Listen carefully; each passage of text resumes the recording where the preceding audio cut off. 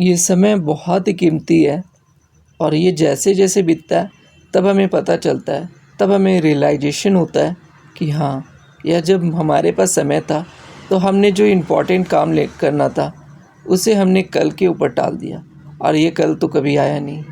कल कल की मुसीबतें खुद आई, उसमें नए काम थे, नए चीज़ें थे और यही सब करते करते अब टाइम बीत गया। अब क्या करें?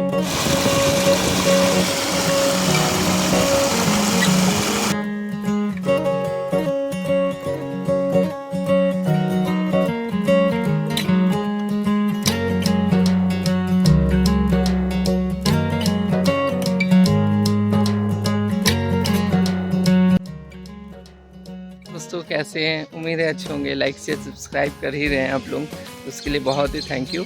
तो आज का जो वीडियो है वो मैं एक चीज़ बताना चाहता हूँ कि आपने देखा मैं काफ़ी अपसेट था। अपसेट इसलिए था कि मेरे शिफ्ट में 2 क्वेश्चन रॉन्ग थे, तो उसे मुझे ऑब्जेक्शन करना था।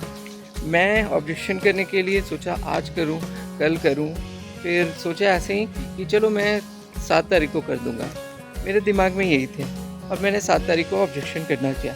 6 तारीख की रात को मैंने सारा पीडीएफ जितना भी था, सपोर्टिंग पीडीएफ वो रख लिया था। अब सिर्फ क्या करना था, 7 तारीख को सुबह में जा कर के मुझे करना था ऑब्जेक्शन।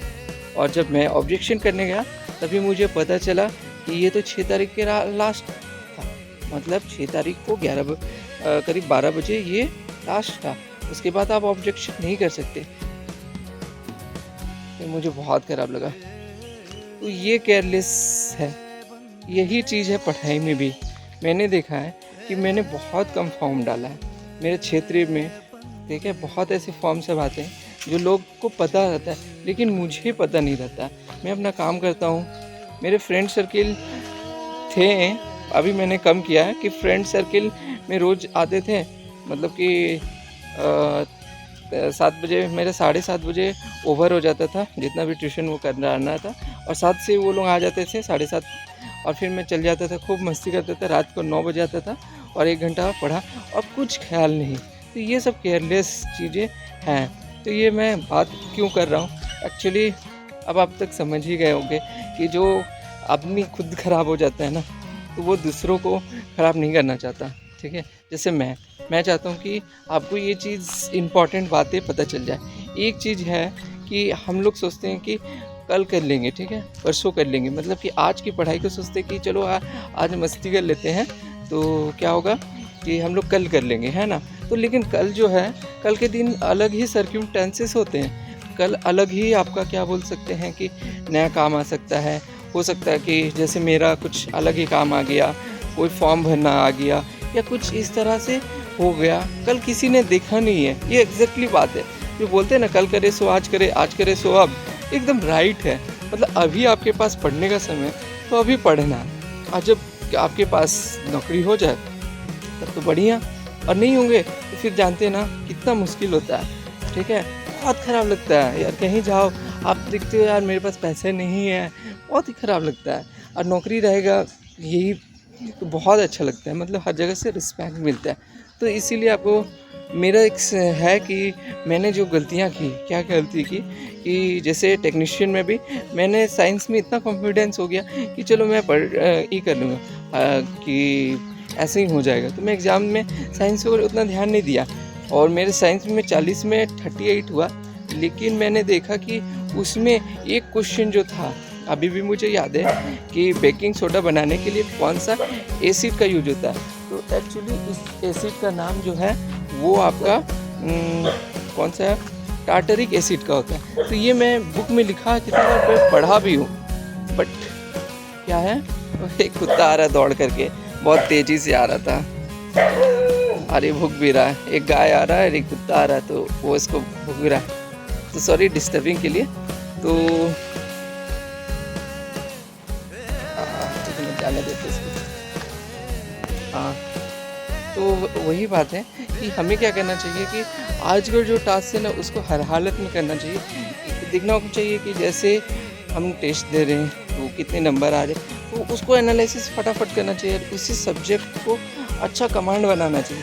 क्योंकि एनटीपीसी में आप देख सकते हो कि यार 100 में ये सब बोल रहा था 70-80 लाना बहुत मुश्किल है, एक लड़के ने तो 90 ला दिया और 85 वाले तो हैं, और मतलब 70 प्लस तो बहुत लोग हैं। 70 काम को छोड़ करके स्क्रॉलिंग कर रहे हैं, यूट्यूब देख रहे हैं, फेसबुक कर रहे हैं। तो यही चीज़ें नहीं करना है जो मैं भी अभी ग्रेजुएट वाला मेरा तो 75 तक पहुंच जाएगा, ठीक है।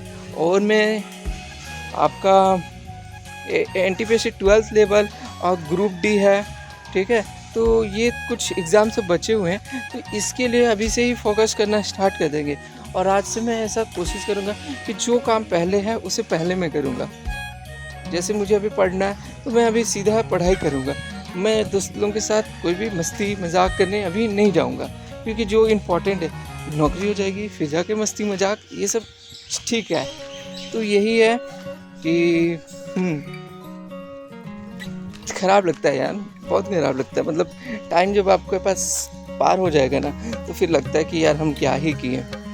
तो यही समय करंट अफेयर को रिवीजन करने के लिए, यही समय जीको को रिवीजन करने, यही समय है कि आपका एग्ज़ाम 5-10 नंबर के लिए छूट रहा है, तो आपको बहुत प्रैक्टिस करना चाहिए, यही टाइम है। तो 7 अगस्त से 12th का भी एग्ज़ाम है, तो उम्मीद है कि ये वीडियो अच्छा लगा होगा।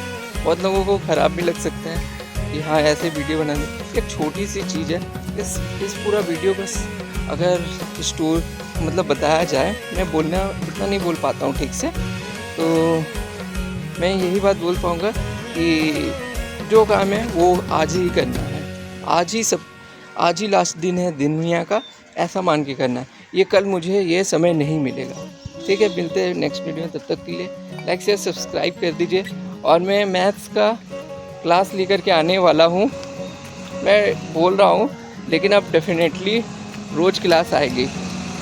रोज़ मैथ्स का जो भी शिफ्ट डाला है, ऐसा क्वेश्चन रहेगा ना कि मतलब कि शॉर्टकट वो सब ना एग्ज़ाम में काम नहीं आता। वहाँ नर्वसनेस के कारण वो सब क्या होता है कि आपका भुला जाता है। इसीलिए मैं क्लास लेकर के आ रहा हूँ मैथ्स में और रीजनिंग में, और हम लोग टारगेट करेंगे कि 12th लेवल में 40 है। तो देखिए 40 में अगर मैं बोल दूंगा कि 30 लेकर के आइए, तो ये मैं गलत बोल दूंगा, क्योंकि आपको 40 में 40 लेकर के आना। आप बोलोगे यार 40 में 40 कौन लेके आता है? जब आप ऐसा कोशिश करोगे ना 40 में 40, तब क्या होगा कि एक पेज में अगर कुछ सॉल्यूशन है तो आप हर पेज को बहुत अच्छे से पढ़ोगे कि हाँ एक नंबर भी नहीं छूटना चाहिए, एक नंबर भी नहीं छूटना चाहिए। इस तरह से पढ़ोगे ना, तब जा कर के आपका 30 आएगा। और बोलोगे 30 यार इसको छोड़ देते, ये इम्पॉर्टेंट नहीं है, ये इम्पॉर्टेंट नहीं है। हमें नहीं पता हमें कौन इम्पॉर्टेंट है, क्योंकि एग्ज़ाम में मैंने देखा एक पूछ दिया था कि बहुत ही यूनिक क्वेश्चन पूछा था, और जबकि मैंने उसको देखा था और मैं उसको इग्नोर कर दिया था। मुझे क्वेश्चन याद नहीं है, बट ऐसा होता है। इसलिए जैसे मेरा टारगेट अभी NTPC CBT में 50 है, तो मैं GK में 50 लाने का पूरा करना। मेरा टारगेट है कि 120 है, तो 120 ही क्यों ना है, इस तरह का टारगेट लेकर के चलना है। तभी जा कर के कुछ नंबर कम होंगे तो है। अगर मैं चलूँगा कि नहीं मुझे 90 ही बनाना है, तो मुझे देख लेना। मैंने गलती किया कि मैं टारगेट लेकर के गया था CBT 1 में 80 क्वेश्चन करके आने का, ठीक है। अटेम्प्ट मैंने 86 कर दिया, और आर कितने रहा, कट छट के मेरे आएंगे 75। 5 नंबर भी कम बहुत है, और मैं अच्छा कर सकता था लेकिन नहीं कर पाया, यही बात है। तो यही है कि अब से पहला काम जो है, सबसे अर्जेंट काम लाइफ में, सबसे अर्जेंट काम बनाना है। फिर जाकर के जो अब मॉडरेट और जो फालतू काम है उसको अलग, सब कुछ होना चाहिए, बट पहले अपना काम करना है। तो मिलते हैं नेक्स्ट वीडियो, तब तक के लिए थैंक यू।